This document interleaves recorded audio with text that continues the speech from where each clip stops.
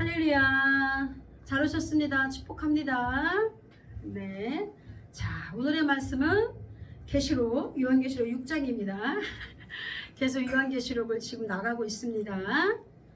자, 그런데 계시록을 제가 이렇게 준비하면서 묵상하면서 느끼는 거요. 이 계시록 이 시간 너무나 귀한 시간이니까 여러분들 잘 들으신 여러분들 되기 바랍니다. 오늘 계시록 6장 다 읽었으면 좋겠는데 9절에서부터 17절까지 한번 다 같이 봉독하도록 하겠습니다. 요한계시록 6장 9절에서 17절, 자, 다 같이 봉독하겠습니다. 다섯째 인을 떼실 때 내가 보니 하나님의 말씀과 그들이 가진 증거를 말미암아 죽임을 당한 영혼들이 제단 아래에 있어 큰 소리로 불러 이르되 거룩하고 참되신 대주제여 땅에 거하는 자들을 심판하여 우리 피를 갚아주지 아니하시기를 어느 때까지 하시려 하나이까 하니 각각 그들에게 흰 두루마기를 주며 이르시되 아직 잠시 동안 쉬되 그들의 동무족종 종들과 형제들도 자기처럼 죽임을 당하여 그 수가 차기까지 하라 하시더라. 내가 보니 여섯째 인을 떼실째 큰 지진이 나며 해가 검은 털로 짠 상복같이 검어지고 달은 온통 피같이 되며 하늘의 별들이 무화과 나무가 대풍에 흔들려 설익은 열매가 떨어지는 것 같이 떨어지며 하늘은 두루마기가 말리는 것 같이 떠나가고 각 산과 섬이 제자리에서 옮겨지네 땅의 임금들과 왕족들과 장군들과 부자들과 강한 자들과 모든 종과 자유인이 불과 산들의 바위 틈에 숨어 산들과 바위에게 말하되 우리 위에 떨어져 보좌에 앉으신 이의 얼굴에서와 그 어린 양의 진노에서 우리를 가리라. 그들의 진노의 큰 날이 이르렀으니 누가 능히 서리요 하더라. 아멘.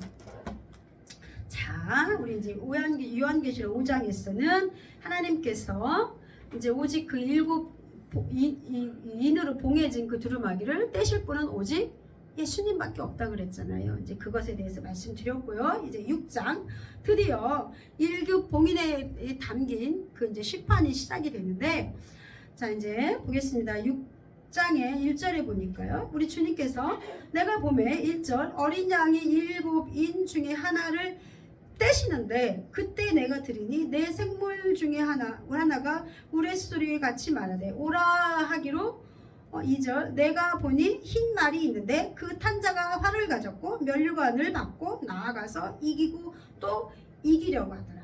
자, 6장에 보면은요. 첫째인 뗐을 때 흰말이 나타나죠. 흰말 탄자. 자, 이제 둘째 인을 뗐을 때 보면은요. 붉은 말이 나타나요. 그렇죠? 붉은 말이 나오고요. 그리고 셋째 인 보면은 무슨 말이 나타나죠? 네? 검은 말. 그리고 넷째 인을 뗐을 때는 무슨 말이 나타나요? 청황색 말이 나타나고 다섯째 인, 이 다섯째 인 오늘 읽은 말씀에는 하나님의 믿음을 지키다가 순교한 자들의 그 호수가 나타나고 이런 걸 이제 볼 수가 있어요. 그렇죠? 그러면 여섯째인 12절부터 보니까 요거는 또 뭐 엄청난 그런 것들이 막 일어나고 있어요. 자, 이제 제가 이제 설명을 드릴게요.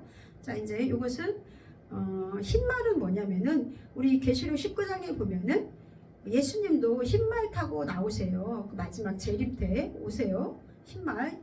근데 이거 예수님을 나타나긴 하는데 꼭 흰말 탄 게 또 좋은 그런 의미로만 쓰여지는 건 아니에요. 그래서 여기 나타나는 그 흰말은 어떤 적그리스도라고 이제 많은 학자들이 그렇게 얘기하고 있어요. 적그리스도인데 그가 이제 6장에 2절에 보면은 면류관을 받고 나아가서 이기고 또 이기려고 하더라. 이 사람은 활을 가졌죠. 어떤 큰 그 권세자, 그 힘을 가진 어떤 그런 사람이 흰 말을 타고 나타난다는 거죠. 그래서 이제 적그리스도라고 해석을 많이 합니다. 그래서 신천지의 그 이만희 같은 경우는 흰말 타고 보셨어요? 막 흰말 타고 막 그 누구쭈그레 초라한 그 이만희 뭐 생긴 거라도 좀 잘생기면 모르겠는데 그 나이가 거의 뭐 진짜 엄청 많아요. 그 사람이 흰말 타고 나타나는 게 있어요. 그것뿐입니까? 또 그 북한에 김정은인가? 걔도 이제 그 흰말 타고 나타나잖아요. 그러니까 사람들은 아는 거야. 뭐 흰색은 대부분 보면은 왕들이 막 타는 그런 말로 상징이 되잖아요. 부와 권세와 예? 이런 것들을 상징하는 건데 예수님을 본받아가지고서 이렇게 흰말을 타고 나타나는 그런 것들을 저희가 이단들이 특히나 볼 수가 있습니다. 자, 이제 그 다음에 두 번째 보면은 이제 붉은 말이 나와요. 4절에. 그런데 붉은 말을 보겠습니다. 둘째 인을 떼실 때 3절에 보겠습니다. 뭐라고? 붉은 말이 나오더라. 4절에. 그 탄자가 허락을 받아 땅에서 화평을 자하여 버리며 서로 죽이게 하고 큰 칼을 받았더라. 첫 번째 그 흰말을 탄 자는 활 받았죠. 그 다음에 두 번째 붉은 말 탄 그 사람은 뭘 받았어요? 칼을 가졌다. 그리고 화평을 제하여 버리고 서로 죽이고 싸우게 한다는 거죠. 그러니까 이것은 뭐냐면은 전쟁이 있을 것이다. 전쟁을 말하는 거예요. 응? 큰 칼을 그렇게 이제 생각하시면 돼요. 그리고 세 번째 이제 검은 말이 나오잖아요. 검은 말해 보겠습니다. 5절에 셋째 인을 떼실 때 검은 말이 나오는데 그 탄자가 손에 저울을 가졌더라. 응? 그리고 뭐라 그래요? 우리 6절에 보면은 한 데나리온의 밀 한 대요, 한 데나리온의 보리 석대로다. 이거는 뭐냐면은 이제 저울을 가져왔다는 것은 뭐 측량하는 거죠. 그렇죠? 한 데나리온은 그 당시 노동자 하루 품삯을 말하면 돼요. 데나리온의 그 값어치가 노동자 하루 품삯이니까 한 10만 원에서 한 20만 원, 지금 우리 좀 따진다면 그 정도 되겠죠. 그 한 데나리온에 얼마예요? 밀 한 대. 밀이니까 이제 밀가루 한 대니까 한 대를 보통 1리터라고 생각하시면 됩니다. 1리터니까 그러니까 10만 원, 20만 원 정도의 하루 종일 일을 해가지고 돈을 벌었는데 밀 한 대를 살 수 있다는 거예요. 그리고 또 한 데나리온의 보리 석대로다. 보리쌀을 석대니까 3리터를 산다는 거죠. 엄청 조금이잖아요. 그거 가지고 간신히 일해갖고 그렇게 물가가 치솟고 그리고 그렇게 값어치가 이제 이 곡식을 사는 그런 것들이 이렇게 귀해진다는 거죠. 자, 이것은 뭐를 말하는 것 같습니까? 응? 기근이나 그런 걸 말하는 거 딱 알겠죠? 여러분들. 기근, 가난 이런 게 있을 수가 있다는 거예요. 이제 앞으로 될 일들을 말씀하고 있는 거예요. 이미 됐을 수도 있고 또 되어져 가고 있고 또 나타날 일들을 하나님께서 이렇게 말씀하시는 겁니다. 이렇게 이제 예수님이 인을 뗄 때마다 또 예수님께서 그런데 이제 6절에 보면은 감람류와 포도주는 해치지 말라 하더라. 이거는 또 뭐냐? 이건 어떻게 해석을 하냐면은 감람류하고 포도주는 누구를 상징하는 것 같아요? 감람류는 기름 부을 때, 또 성전에 그 등불 그런 거 태울 때 쓰는 거잖아요. 그러니까 택함 받은 백성들, 포도주는 예수님의 피를 상징하죠. 그러니까 선택받은 그 택함 받은 백성들은 너희들이 해치지 말라라고 이렇게 해석하는 것들이 그런 것들이 이제 해석을 많이 하고 있어요. 자, 그렇게 이제 해석하시면 되고요. 자, 그 다음에 이제 검은 말이 나오죠. 검은 말 했죠? 그리고 이제 또 무슨 말이 나옵니까? 청색 말이 나오죠. 7절에서. 그렇죠? 청황색 말이 나오는데 그 탄자의 이름은 8절에 사망이니 음부가 귀들을 따르니라. 그들이 땅 4분의 1의 권세를 얻어서 검과 흉령과 사망과 땅의 짐승들로서 죽이더라. 자, 청황색 하면은 잿빛. 그러니까 이제 어떤 걸 상상하면 되냐면요. 그 시체 색깔을 생각하면 돼요. 청황색. 이거 회색도 아니고 검은색도 아니고 그런 색. 아주 기분 나쁜 색이죠. 그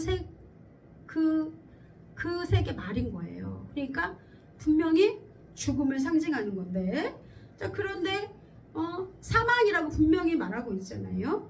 그런데 그들이 땅 4분의 1의 권세를 얻어서 검과 이제는 거기에다가 검이니까요. 칼이니까 뭐 전쟁이 나든 뭐 나든 뭐 그런 것도 흉년이 여기 나오잖아요. 그쵸? 흉년 들어갖고서 한 데나리온에 밀한데 그렇게 또 사망과 땅의 짐승들로서 이거는 이제 그 짐승들로서는 이제 구약을 보면은 뭐 짐승도 많이 나오죠. 우리 하나님에게 하나님 편에서 보면은 뭐 짐승들이라는 것은 어떻게 해석을 하냐면요. 그 헬라어로 데리온이라고 그러고 히브리어로 하이야 이렇게 말을 한대요. 근데 이거는 짐승은 뭐냐면은 그냥 뭐 호랑이, 곰, 사자, 뭐 또 살아있는 뭐 곤충, 물고기 다 포함이 되는데, 그것도 해당이 되지만 또 살아있는 것 이런 모든 것을 지칭하는 거니까 바이러스도 이렇게 얘기하시는 분이 있더라고요. 전염병 같은 거. 그것도 살아있잖아요. 그래서 이걸 짐승이라고 표현을 했다. 그래서 이 땅의 짐승들로서 죽이더라. 많은 사람들이 이게 죽는다는 거죠. 그러니까 질병과 전염병과 그 다음에 또 전쟁과 그 다음에 기근과 흉년과 이런 것들로 이렇게 많은 사람들이 인을 떼시니까 죽는다는 그런 거를 이제 오늘 말씀을 통해서 볼 수가 있어요. 그런데 에스겔서 14장하고 예레미야 38장 2절에 보면은요. 에스겔에서 구약에서도 선지자들이 이런 것들이 이제 등장이 하는데 예레미야 38장 우리 한번 볼까요? 38장 2절에 예레미야 38장 2절 이게 뭐냐면은 여러분들의 그 이해를 돕기 위해서 예레미야 38장 2절에 보겠습니다. 예레미야 38장 제가 읽어드릴게요. 예레미야 38장 2절에 보면 여호와께서 이와 같이 말씀하시되 이 성에 머무는 자는 칼과 기근과 전염병에 죽으리라. 그러니까 하나님이 사람들을 심판할 때 그 등장하는 것들이 그게 대부분 칼과 기근과 그리고 이제 전염병 이게 이제 에스겔서 14장에도 나와요. 사나운 짐승과 전염병 칼과 기근과 똑같은 게 그런 것들이 심판 때 똑같이 그런 식으로 행해진다는 거죠. 자 그리고 이제 또 보면은요 그 스가랴서 6장을 한번 보겠습니다. 스가랴서 6장에 보면 스가랴서 6장에 보면은 이 계시록 6장에 나오는 말들이 나와요. 말들. 스가랴서 6장에 보면은요. 내가 또 1절 보겠습니다. 눈을 들어본즉 내 병과가 두 산 사이에서 나오는데 그 산은 구리산이며 첫째 병과는 붉은 말, 둘째 병과는 검은 말들이, 셋째 병과는 흰 말들이, 넷째 병과는 어룽지고 건장한 말들이 메었는지라. 내가 내게 말하는 천사들에게 물어 이르되 내 주야 이것들이 무엇이니까 하니 천사가 대답하여 이르되 이는 하늘의 내 바람인데 온 세상의 주 앞에 서 있다가 나가는 것이라. 그러니까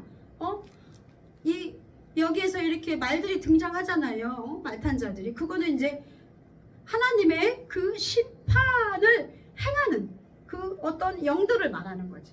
그렇죠? 이해가 가셨습니까? 그게 계시록 6장에도 순서는 다르지만 이렇게 등장하는 거예요. 그러니까 이게 계시록이 뭐 어디 생뚱맞은 게 아니에요. 이것은 구약에서 선지자들이 선지서를 이해를 하려면 우리가 계시록을 무시할 수가 없기 때문에 제가 여러분들에게 계시록 강해를 하는 것입니다. 자, 이제 여기까지 이제 8절까지 봤어요. 그럼 다섯째 인을 떼실 때 이번에 이제 떼실 때 어떤 일이 일어납니까? 하나님의 말씀과 그들이 가진 친구로 말미암아 죽임당한 영혼들이 이제는 하나님한테 이제 호소하는 거야. 거룩하고 참되신 대주제여, 이제 땅에 거는 자들을 심판하여 우리 피를 갚아주시기를 어느 때까지 하시려니까. 그 사람들이 이제 예수님의 재림을 고대하면서 기다리고 있는 그 많은 거룩한 믿음을 지키다가 순교한 그 사람들을 말하는 거죠. 그 믿음을 지킨 사람들이 어느 때까지 기다리십니까? 어느 때까지 이렇게 심판을 미루시렵니까? 그러자 이제 11절에 그들에게 흰 두루마리를 주시며 이르시되, 흰 두루마리는 뭐예요? 거룩한 백성, 예수의 피값으로 씻김받은 이 사람들이 입을 수 있는 것이죠. 우리 그걸 입어야 됩니다. 아직 잠시 동안 쉬되 아직은 때가 아니다. 그들의 동무 종들과 형제들도 자기처럼 죽임을 당하여 언제까지? 그 수가 차기까지 하라 하시더라. 자, 그러니까 그 수가 차기까지니까 우리는 그 수가 언제 찰지 몰라요. 그러니까 분명히 구원받은 백성도 하나님 앞에 그 수가 있다는 거죠. 순교를 당할 사람도 하나님의 그 작정하신 수가 있다는 거예요. 그리고 지옥으로 갈 백성들도 마찬가지로 그 수가 있다는 건데, 그 수가 차기까지 아직 좀 남았어. 응? 그러니까 잠시 동안은 아직 좀 언젠지는 모르지만 그 수가 차기까지 여러분들이 그 수에 들어가기를 바랍니다. 그런데 우린 그걸 알 수가 없어요. 그 수가 몇인 이제 여기 14만 4천이라고 이제 그 7장에는 나오지만 어쨌든 간에 언젠지 모르는 거예요. 언젠지 모르고 왜 그 수가 이제 근데 우리 하나님께서 우리 예수님의 그 피값으로 이렇게 우리를 구원하셨는데, 우리 고린도전서 1장 22절에 보면요, 그 방법이 하나님이 그냥 천사들을 확 동원해 가지고서 사람들을 막 이렇게 구원하고 인을 탁탁탁 찍어 갖고서 그냥 이렇게 그냥 빨리빨리 속히 모든 게 이루어졌으면 좋겠는데, 멸할 사람 멸하고. 그런데 그 구원의 방법으로 고린도전서 1장 21절에 뭐라고 말씀하고 있습니까? 하나님의 지혜에 있어서는 이 세상이 자기 지혜로 하나님을 알지 못하는 거로 하나님께서 전도에 미련한 것으로 믿는 자들을 구원하시기를 기뻐하셨다. 우리가 이유는 모르겠지만 전도에 미련한 것으로 그 믿는 자들을 구원하시기를 기뻐했대요. 그러니까 여러분들, 교회를 이렇게 하나님께서 세우시고 그 당신의 백성들을 이끌어 가심에 있어서 그 전도가 얼마나 중요한 건지 아시겠죠? 근데 왜 하필이면 그 전도 방법을 쓰냐는 거죠. 그 미련한 방법을. 평생 그래서 그 선교사들이 가가지고서 알지도 못하는 나라에 가서 평생 한 영혼을 위해서 그 사람들에게 헌신하고 그렇게 사는 사람도 있잖아요. 그러다가 죽는 사람도 많고 그리고 뭐 하나님이 기름과 등불교회도 한 영혼을 바라보면서 너희 그런 말씀을 주시고 교회를 세웠는데 뭐 무지 열매가 있어야 되죠. 그러나 열매가 없을지라도 우리는 끊임없이 전도하는 것을 멈추지 말아야 되고, 이것이 바로 전도하는 것이 하나님의 그 방법이라는 거죠. 그 미련한 것으로 택한 백성을 구원하시기를 기뻐하셨다라고 말씀하고 있습니다. 얼마나 이제 그 사람들이 이렇게 순교당한 그런 사람들이 어디 앞에서 제단 아래에 있어 하나님께 호소하고 있는 거예요. 자, 이제 그리고 12절에 보겠습니다. 내가 보니 여섯째 인을 떼실 때 큰 지진이 나며 해가 검은 털로 짠 상복같이 검어지고 달은 온통 피같이 되고 하늘의 별들이 무화과 나무가 대풍에 흔들려 설익은 열매가 떨어지는 것 같이 떨어지며 하늘은 두루마기가 말리는 것 같이 떠나가고 각 산과 섬이 제자리에서 옮겨진대요. 자, 이거 뭐 같아요? 한번 우리가 생각해 볼게요. 이거 뭐 같아요? 딱 떠오르는 게 있죠. 어떤 사람은 그 해가 이렇게 가려진다, 검게 된다는 것을 해가 뭐 폭파된다 이런 의미가 아니라 어떤 화산이 폭발하거나 그리고 또 지구에 어떤 재앙이 왔을 때 가려지잖아요. 그쵸? 뭐라고 설명해? 그 재 같은 것 때문에. 그래서 깜깜하게 된다는 거죠. 그리고 또 그 달빛도 이렇게 변하고 막 이런 거를 봤을 때 뭐 같아요? 그래서 많은 사람들이 추측하기를 화산, 지진, 또 핵 폭발 이런 것도 생각해 볼 수 있는 거죠. 그러니까 그 심판이 어느 정도냐면은 여기 나오잖아요. 어느 정도예요? 하늘의 별들이 무화과 나무가 대풍에 흔들려 설익은 열매가 같이 땅에 떨어지고 하늘은 두루마기가 말리는 것 같이 떠나가고 각 산과 섬은 제자리에서 옮겨진다고. 지각 변동이 있을 만큼 엄청난 거. 그러니까 어떤 운석 같은 거, 그런 것들이 지금도 쉴 새 없이 지구를 돌아다니고 있는데, 그 중에서도 이제 정말 지구가 꽝 충돌을 해가 하면은 뭐 지구가 멸망한다 이래갖고, 옛날에 어떤 무슨 별똥별이 오고 있는데 뭐 지구 멸망의 날이 가까웠다 그랬는데, 그게 아주 근소한 차이로 지구를 비껴나가서 이런 얘기가 많이 있잖아요. 그러니까 하루하루가 살아가는 게 하나님의 은혜라는 것을 여러분들 알 수가 있습니다. 2013년에 러시아에서 러시아에 그 운석이 떨어졌대요. 그런데 그 운석의 크기가 한 20m 정도밖에 안 됐대요. 그런데 이 운석이 무슨 속도로 떨어졌냐면은 15,400km로 떨어진 거예요. 그러니까 이제 보통 비행기가 날 때 우리 이제 뭐 900km 정도로 최고 날 때 그 정도 간다 그래고, 우리 자동차는 보통 몇 킬로 갑니까? 뭐 150 많이 밟아야 막 그러죠. 그런데 15,400km의 그 속도로 떨어지면서 이게 이제 대기권을 통과해가지고서 샥 떨어져가지고서 지구에 딱 떨어졌는데 20m밖에 안 되는 거죠. 그게 그 크기가 지름이. 근데 몇 명이 사망한 줄 아십니까? 1,500명이 이 운석이 떨어져서 사망했대요. 그리고 그 속에 있는 그 운석에 있는 그 안 좋은 그 어떤 에너지가 그 히로시마에 떨어졌던 원폭의 30배가 된답니다. 근데 이것이 대기권을 통과하면서 그런 것들이 조금 이렇게 약화되긴 했지만 20m밖에 안 되는 그런 운석이 떨어졌는데 1,500명이 죽었어요. 그런데 그 또 다른 어떤 크기 엄마가 떨어지면 우리 오늘 이 말씀과 같은 그런 것들을 상상할 수가 있는 거죠. 얼마나 그 큰 심판이길래. 자, 이제 그래서 우리 여러분들은 아마겟돈이라는 그 영화를 본 적이 있습니까? 행성의 지구 충돌로 인해서 그것을 소재로 한 건데, 그게 막 충돌이 오는 거예요. 그 지구 멸망하겠다. 그래서 그 과학자들과 우주 비행사들을 모집해서 그 행성으로 가서 거기서 핵을 터트려 가지고 그 행성을, 그게 지구에 도착하기 전에 미리 파괴해버리는 그런 이제 미션을 가지고서 펼쳐지는 그런 영화, 어렴풋이 생각나시죠? 네? 혹시 본 사람이 있습니까? 보신 분들 생각나십니까? 그 영화가 그때는 이게 무슨 이런 일이 있을까? 그런데 그럴 수도 있다는 것입니다. 그래서 이 엄청난 그 재앙으로부터 이 여섯째 이는 그거에 관한 이야기예요. 그런 것들이 이제 앞으로 올 것이다 라는 것들을 말씀하고 있는 것입니다. 자, 그런데 15절에 보겠습니다. 15절에 뭐라 그래요? 15절에 보니까 그렇게 막 하니까 땅의 임금들과 왕족들과 장군들과 부자들과 강한 자들과 모든 종과 자유인이 어디에 숨었어요?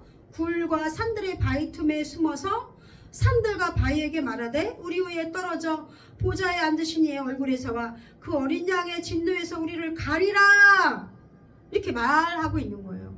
그러니까 무슨 권세와 권능과 부자들과 권력자들과 아주 영향력 있는 자, 강한 자들도 그리고 남녀노소, 그리고 종된 자들이니까 가난한 자들도 어느 누구도 피해갈 수 없는 그 심판, 천재지변적인 그 심판이 여섯째 인을 떼실 때 이루어진다는 거죠.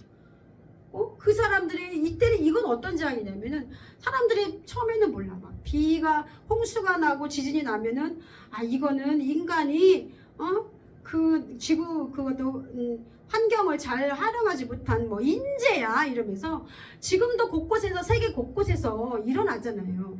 근데도 그 사람, 우리는 하나님을 두려워하지 못하는 거예요. 이거는 인재야. 뭐 하나님에 대해서 별 생각하지 않아. 그럴 수도 있지. 내 문제가 아니니까. 그런데 이때 여섯째 인을 뗐을 때는 모든 사람이 인정할 만한, 인간이 어떻게 감히 손을 쓸 수도 없고 모든 사람은 이건 하나님이 하시는 심판이다라고 인정할 만한 그 재앙들이 그래서 어디에 있습니까? 굴과 산들의 바위 틈에 숨어서 제발 보좌에 앉으시니 하나님과 그 어린 양의 진노에서 우리를 제발 좀 숨겨주세요 라고 말할 정도의 그 심판이 이루어진다는 거지요. 근데 여러분들 우리 지금 어느 시대에 있는 것 같아요? 지금 이제 막 코로나도 오고 또 막 온갖 바이러스 많이 올 것이다라고 추측하는데 이런 것들이 지금 이루어졌을 수도 있고 이루어지고 있는 과정일 수도 있고 지나간 걸 수 있고 또 앞으로 올 것들에 대해서 분명히 말씀하고 있다는 것을 아시기 바랍니다. 그런데 이것을 우리가 너무 무섭잖아? 근데 이제 그 사도 요한의 시대가 어떤 시대였어요? 핍박의 시대였잖아요. 그죠? 예수를 믿는다는 이름 하나만으로 엄청난 핍박과 고난과 순교의 삶을 살아야 되는 이들에게 제가 말했잖아요. 요한계시록은 안 믿는 자들에게는 저주와 심판이지만 믿는 자들에게는 소망이다. 희망이다. 그래서 오늘 그 10절에 보니까 잠시 동안 너희가 잠시 동안 두루마기를 주님께서 입혀주시면서 그 수가 차기까지 하니까 그 죽은 자들이 다 보좌 밑에서 하나님께 호소하고 있잖아요. 언제까지 심판을 미루시겠습니까? 그리고 주님께서는 또 분명히 말씀하세요. 믿는 자들에게는 이 심판이 두려운 것이 아닌 거예요. 그것은 기다리는 것이고 소망이고 그리고 그런 것들을 볼 수가 있습니다. 그런데 여러분들 그럼 왜 하나님이 도대체 왜 재앙으로 이렇게 사람들을 심판하시냐는 거예요. 도대체 이게 왜 일어난다는 거지? 이상하잖아요. 마지막 때. 마지막이 분명히 있다는 건데 재림하신다는 거잖아요. 왜 그럴까? 자, 첫 번째 우리에게 주시는 그런 메시지를 한번 여러분들 생각해 보시기 바랍니다. 첫 번째 이제 우리가 하늘 그 잔치에 들어가기 위해서는 예복을 입어야 된다고 그러잖아요. 이제 계시록 19장 7절에서 9절까지 아무나 그 혼인잔치에 들어갈 수가 없어요. 그러니까 예수님의 그 재림에 그런 하실 때 어떤 자들 흰옷 입은 거룩한 자들 예수의 피로 거룩하게 된 제들만 혼인잔치에 들어가고 있음을 우리가 알 수 있습니다. 이 누가복음에도 이게 분명히 나와 있어요. 그리고 또 그 마태복음 22장 1절에서 14절에 보면은 혼인잔치 비유가 나오잖아요. 그렇죠? 마태복음 22장 마태복음 22장 혼인잔치 나옵니다. 그리고 또 여러분들 그 기름과 등불 우리 교회 이름이 열천의 비유에도 분명히 나오죠. 열천의 비유에도 나오고요. 많은 부분에서 우리 말씀하고 있어요. 자, 우리 그리고 또 마태복음 24장에 보면 이 마지막 날에 대해서 또 이렇게 설명하고 있죠. 이 24장 29절에 보면 그날 환란 후에 즉시 해가 어두워지며 달이 빛을 내지 아니하며 별들이 하늘에서 떨어지며 하늘의 권능들이 흔들리리라. 그때 인자의 징조가 하늘에서 보이겠고 그때 땅의 모든 족속이 통곡하며 그들이 인자가 구름 타고 능력과 큰 영광으로 오는 것을 보리라. 그가 큰 나팔 소리와 함께 천사들을 보내리니 그들이 그의 택하신 자들을 하늘 이 끝에서 저 끝으로 사방에서 모으리라 라고 말씀하고 있고요. 분명히. 그리고 열천의 비유에서 25장 마태복음 25장에서도 말씀하고 있죠. 신랑이 더디옴으로 다 졸며 잘세 밤중에 소리가 나되 보라 신랑이 이르다 맞이하라 하매 이에 그 처녀들이 일어나 등을 준비하는데 미련한 자들이 슬기 있는 자들의 이르기에 우리에게 등불이 꺼져가니 기름 좀 나눠달라 이러면서 10처녀 중에 5처녀는 혼인잔치에 못 들어가고 나머지 5처녀는 혼인잔치에 들어가는 거 그런 것들을 볼 수가 있어요. 이게 뭐냐면은 다 같은 거예요. 하늘잔치에 들어가기 위해서는 우리가 믿음으로 깨어 있어야 된다는 거죠. 예수의 피로 씻긴 자들만 들어갈 수 있다는 것을 분명히 말씀하고 있습니다. 그리고 또 두 번째, 우리 요한계시록 인심판을 통해서, 심판을 통해서 또 우리가 또 알 수 있는 것은 뭐냐면은 하나님께서 위로하신다는 거예요. 위로. 그래서 누가복음 18장 8절에는 내가 너희에게 이르노니 속히 그 원한을 풀어 주시리라. 그러나 인자가 올 때 세상에서 믿음을 보겠느냐? 너희 믿음을 보겠다. 하나님 마지막 그 심판 때. 그리고 계시록 7장, 계시록이 7장 보겠습니다. 계시록 7장 13절에서 17절까지는요 이렇게 말씀하고 있어요. 계시록 7장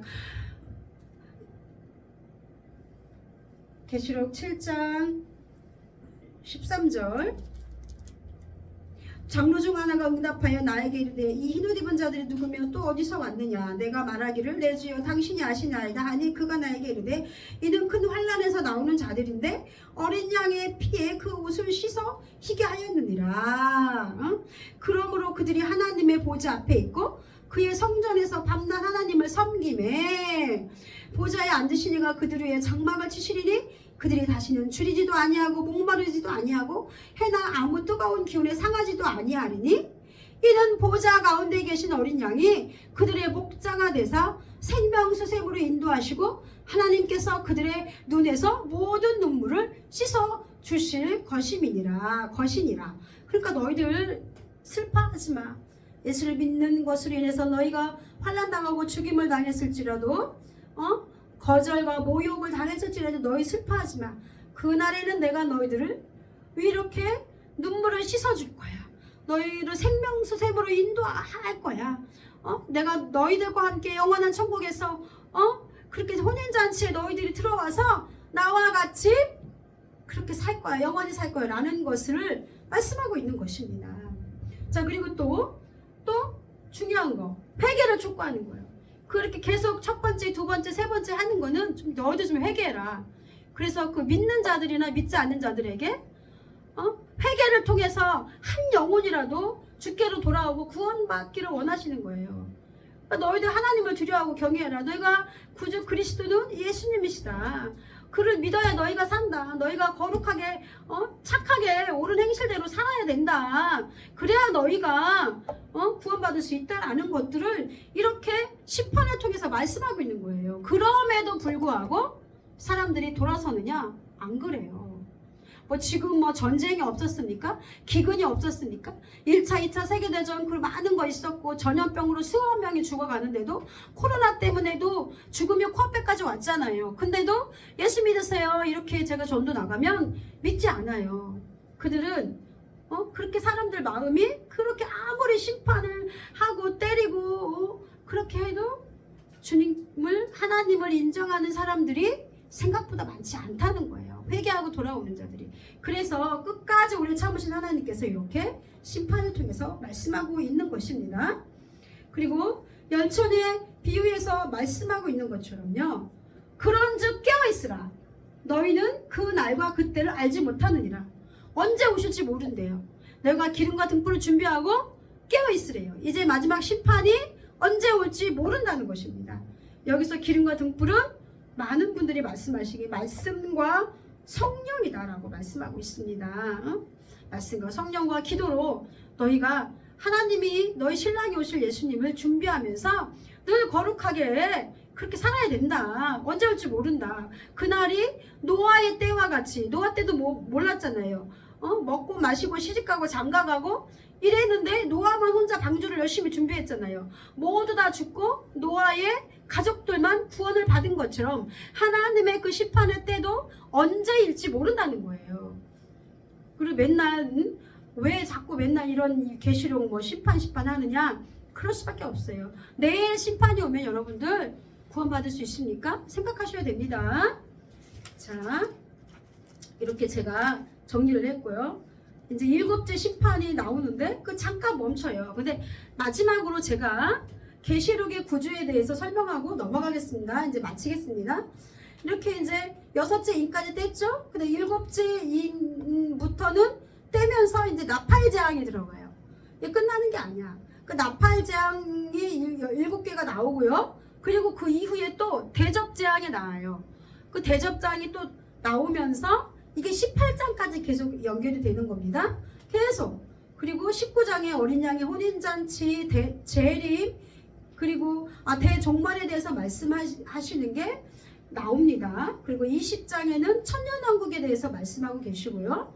21장에는 새 예루살렘, 새 하늘과 새 땅에 대해서 말씀하고, 그리고 위로와 소망을 주시고, 기다림에 대해서 하나님을 끝까지 이렇게 붙들고 살으라는 그런 격려의 말씀으로 계시록이 끝납니다. 자, 이제 오늘 이 시간 말씀을 통해서 여러분들, 오늘 이 인재앙을 통해서 그 시기는 우리가 알 수 없지만 분명히 심판하시는 하나님이 있다는 거, 그리고 우리에게 이 말씀을 통해서 주시는 그거는 제가 말씀드렸죠? 그쵸? 거룩한 예복을 입어야 된다는 거, 우리를 유리해 주실 거다, 그리고 회개해야 된다, 그리고 깨어있으라. 이 말씀이 여러분들의 삶 속에서 적용되는 여러분들 되기를 주님의 이름으로 축원합니다.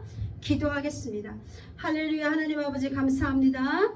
오늘 이 시간 이 계시록 말씀을 통해서 우리에게 경고하시고, 우리에게 메시지를 주시고, 우리에게 소망을 주시고, 하나님 우리에게 회개를 촉구하시는, 우리에게 믿음을 붙들기를 원하시는, 끝까지 승리하기를 원하시는 우리 주님을 아버지 찬양하며 이 말씀을 아멘으로 받는 저희 성도들 되기를 바랍니다. 기도합니다. 우리 성도들 끝까지 인내하여서 하나님 아버지 저 천국에 그 하나님 아버지 구원함에 그 영생에 이르는 그런 복을 누릴 수 있도록 은혜 베풀어 주시옵소서. 늘 거룩하고 한 모습으로 하나님 앞에 살아가는 저희들 되기 원하며 거룩하신 우리 주 예수 그리스도의 이름으로